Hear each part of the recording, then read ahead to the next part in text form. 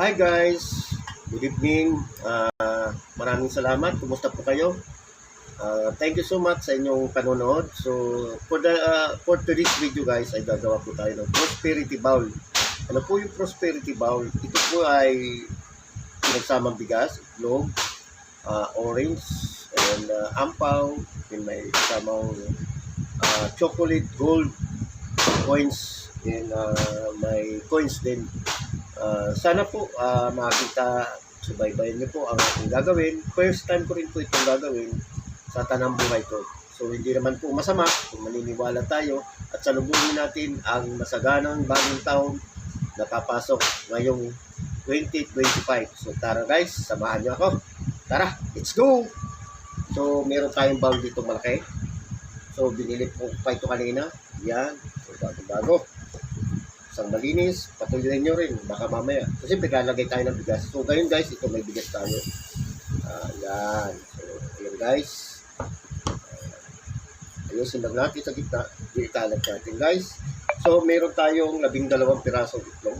Ito guys. So, yan. 12 pirasong itlog guys ay nagsisimbolo ng isang taon at 12 months in 1 year. So guys, tara. Ilagay natin po ito. Ayan, tara sundan nyo lang ako. So guys, ganito. So, ikot natin guys ang itlog paikot. Sana pumasya po siya sa ilagay natin paikot po. Ayan. So, kikita nyo naman siguro guys. Sundan nyo na lang. Hirap kasi wala akong cameraman. So, mabuti gawa tayo ng paraan paano tayo makapag-video guys. O, ayan. So, meron na tayong 12 itlog. 12 pirasong itlog guys. So hindi siya kumasya, ilagay na lang siguro natin sa gitna yung isang natitira. Unsi lang po yung sa paikot, meron po tayong isang nakalagay sa gitna. So guys, siguro hindi ko rin mailalagay ito diyan sa gitna dahil may ilalagay po tayo isa. So ayan guys, igigilid lang po muna natin. Then maglalagay po tayo ng laurel.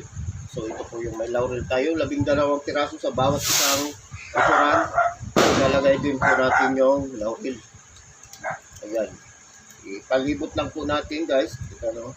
Ilalagay natin sa bawat pagitan ng itlog. Ayan. Bilangin din po natin 12 piraso guys. Tandaan nyo po, nagsisimbolo po ito ng kasaganahan, pagbuo at magaan na pagpasok ng bagong taon guys. Sana guys, wala masama kung maniniwala po tayo. Dahil first time ko rin itong gagawin at meron lang kasi na pagsabi sa atin. So wala naman masama. At siguro nangyari nga ito dahil nung kanina, nag-ikot ako, naghanap ako ng gold coins na yon. Wala akong mabili. Ilang na yata yung pinunta ko, naubos daw. At saka yung mga kahit sa grocery wala na pong mabili. So naggawa tayo ng parang makahanap. So mayroong kapitbahay po na mabait, nagbigay sa akin. Shout out sa kay Ate Mel. Ayan, sa kumari ko. So 1, 2, 3, 4, 5, 6, 7, 8. So kailangan 12 piraso ang ating lalagay guys. So ayan guys. Yan. Hindi naman magandang paglagay, pero kailangan sa bawat pagitan ng itlog ay meron po tayong ilalagay na laurel. Ayan.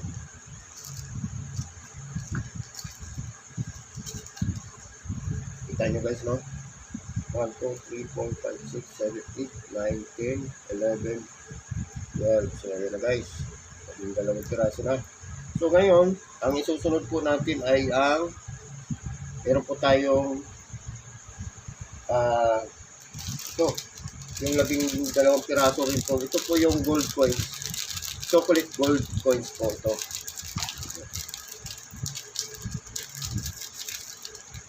Binigay ng kapitbahay. Tapos naghanap talaga ako inabot na ako ng ilang oras yata ang ikot ko. Kabait ni Lord sa akin, nakahanap po ako. So ito guys, ilalagay natin sa harap ng mga itlog. Kita nyo guys, oh. Ito natin ilalagay sa harapan ng 12 pirasong itlog. Ayan. Ayan guys. Tayo lang natin siya dyan. Ayan. Ayan. 1, 2, 3, 4, 5, 6, 7, 8, 9, 10, 11, so 12. So ayun isa. Dito na lang siguro sa gilid. Kailangan 12 piraso guys eh. So wala tayong mapaglagyan. Lagay muna natin dito sa gilid. So ayan guys. So dapat pala malaking bowl ang pinili ko. Wala akong mabili kasi ng malaki na eh. So limited kasi ang oras natin kanina. Then meron po tayong 5 pirasong ano. Yan. Itong pera po yan. So bibilutin po natin guys. At gagawin natin guys ay bibilutan natin. Ayan, bibilot natin guys ito. Ayan muna natin ito para mas mabili natin yung gawa. Ayan. So meron tayo dito pambilot. Ganun lang po gagawin natin, oh. Ayan, kita nyo. Ayan. Ayan. Dali lang naman ano ito pag hindi na madulas. Para papalitin. Yan. Yan. Para tayo gumagawa ng ano, di ba? Dati ng mga maliliit pa tayo. Yan. So, balik natin. Tapos, tali natin guys. Ayan. So, ganito. Yan. Yan po. Ayan. Pwede naman tigay 100. Kung marami kayo talang pera, di 1,000 na. Kailangan 5 piraso papel. So yun guys, 5 piraso papel. Ito ay walang humpay na biyaya. Sabi ng ita nga, sana sa susunod na taon ay maraming blessing ang darating po sa atin. At maging healthy lang po tayo lahat. Lalo na sa ating pamilya. At yun naman po ang importante. Maging masagana ang ating pamilya. Wala lang magkakasakit. Isa rin po ito sa mga ginagawa para sa kanila rin ito. Okay, guys. Medyo ano lang eh, kadulas. Kaya nga kailangan lukot-lukotin mo na kagad. Kasi mahirap pagbilot ng pera pag madulas pa. Ganun. Yan. Ganun lang. Sana makikita ba yan. So, modulas. Ayan guys. Yan.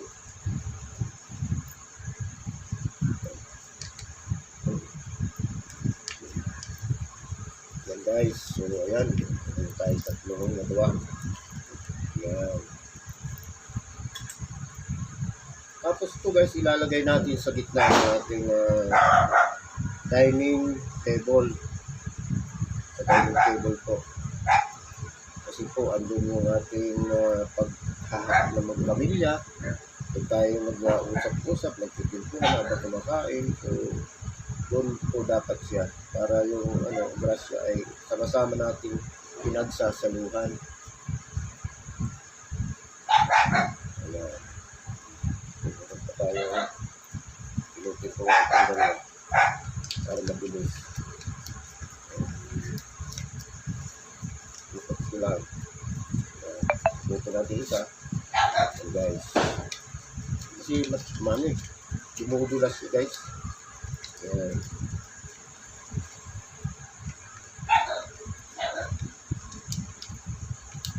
Ayan, sana sa inyo rin gawin nyo rin ito. At kung may mga time pa kayo naman, mamaya po naman madaling kailangan daw bago mag 12 midnight ay nailagay na po ito na ayos sa harapan ng ating dining table. So ayan, kung wala ka naman dining table, pwede naman sa isang lugar na makikita nyo. At saka safety rin para sa mga bata mamaya, di pambating yung midnight. Wala tayong pera. Kasi naitalpak na mamaya, naipamili na ng alak o kaya dinukot ng iyong anak. Hindi ka nabigay ng pamasko, sisigilin ka ngayon. Ganon, di ba guys? So, kailangan yung hindi rin naabot agad ng anak mo. Siyempre, kala nila kasi ano lang yan. So, ayan guys. Kaya kung magawa rin ito, aking mag-ina, wala rin dito. Kaya ngayon, ito yung aking hindi pa ako bumiyahe. Kasi gagawa po ako ng prosperity bowl. So, ayan guys. At yan, nakabalot na po tayo ng 5. Natig pa 500 guys. Ayan. So, atin ito ilalagay sa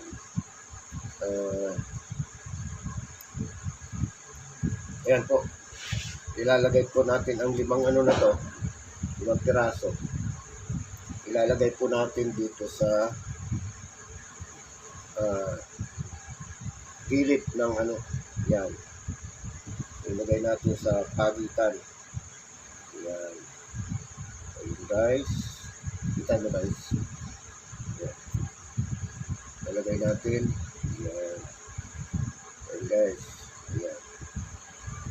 So, meron pa tayong isang gagawin. Meron tayong orange. Ito ay abundant sweetness ng pagsasama nyo mag-asawa o yung boyfriend, girlfriend mo dyan. So, para maging matamis lalo ano yung love life, ano yung pagmamahalan guys. So, ayan. Kailangan tayo meron ganito. So, unang-una, bago natin ito ilagay, siyempre, hindi ko na muna nilagay sa plastic kasi baka mamaya, mga ilang araw ko na hindi ito makain. Tapos, nilostok ng bait. O kaya, siyempre, ilalagay mo sa bigas. Baka masira, magbulok. So, ito, may bulak tayo, guys. Yung bulak. So, para sa magaan na pagpasok ng biyaya at magaan na pagpasok ng grasya sa ating pamilya, so, kailangan meron tayong bulak. So, ilalagay po natin sa gitna. Yan, guys. So, kita nyo. Tapos, saka po natin ilalagay itong orange. Ayan, sa pinaka-sintro po ang orange. Ayan. Ayan guys, nilagay na natin guys, no? Kita nyo. Ayan. So, meron po tayong isa pang hindi pa na ilalagay dyan. So, kailangan meron din po tayong ampaw. So, anong laman ng ampaw? Anong ilalagay natin? Ito po yung ampaw. At saka, meron dapat tayong 168 na pera. So, bago natin ito ilagay ang 168, siyempre meron tayong 8 pieces na coins. Ito ay nagbibigay ng kasaganaan sa ating pamumuhay. Sana sa 2025 ay lalo tayong maging blessed at ang prosperidad po ay patuloy at ang biyaya tuloy-tuloy nakapasok sa atin. So meron tayong 8 pirasong tig 20 pesos po. Ayan. So ayan, meron tayong tig 20 pesos ay 8 piraso po yan. Ayan.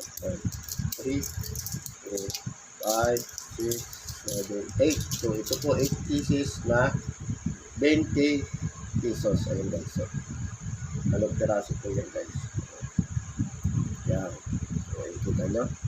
8 piraso nito guys. Ilalagay naman po natin ito sa likod na lang. So, either likod, puro na sa harapan. So, dito natin ilagay siya sa likod ng log. Yan, sa likod ng log. Ayan guys. Ikot natin dito yung 8 pirasong coins. Ayan. So, yun guys. Then, ang ating susunod ay yung ampaw. Ang pera natin dito ay, ilalagay naman natin po yung 168. Ito po. Meron po tayong 150. Ayan. Then, meron tayong 15, 8 pesos. 18 pesos. Ayan. So, 168 po ang ating ilalagay sa ilalaman natin po sa ampaw. So, ayan guys. Sana nasundan niyo ako. At sana maging mabiyaya, masagana po ang ating taon na darating sa 2025. At mawala na yung mga problema at lagi na lang natin pagpasalamat sa Diyos ang ating mga blessing na darating at saka ating mga darating pagtaon. At siyempre, wish natin yung ating buong pamilya, saan man sila ngayon, saan sila ngayon.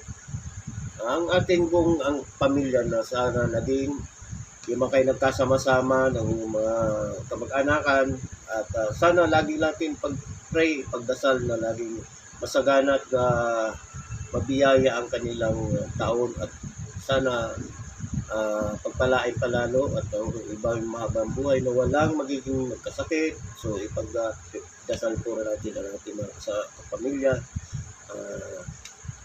para maging mabiyaya ang kanilang sarili. At siyempre, yan ay isang blessing na hindi tayo makakasakit guys. So, yan, sa mga kapamilya natin dyan, Merry Christmas at salubungin natin ang so dito naman natin ilalagay ang bagong taon na darating guys. Yan. So dito ko na lang ilalagay sa tapat ng yan. So andyan guys ang ating finished product. Ayan guys, finished product po, hindi po ito biro, pero ito po ay magbibigay ng buong taon na kasaganahan, hindi lang sa taon na to. Sana sa mga darating pa maging mabiyaya ang ating taon na 2025. So once again, sa mga followers ko dyan, million thanks sa inyong patuloy na pagsubaybay sa ating channel sa YouTube ko. So nagtitiktok din po ako.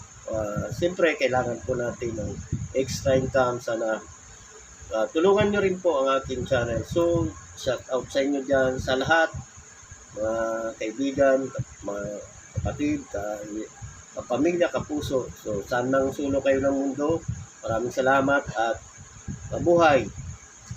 Welcome, Happy New Year 2025. Salubungin natin ang masagana at manibugong bagong taon at mabuhay po ang bawat Pilipino sa sulok man ng mundo. Basta Pilipino, laban lang. I love you guys. Maraming salamat at mabuhay. Merry Christmas and Happy New Year. God bless everyone. I love you. Team Malalakbay. Au!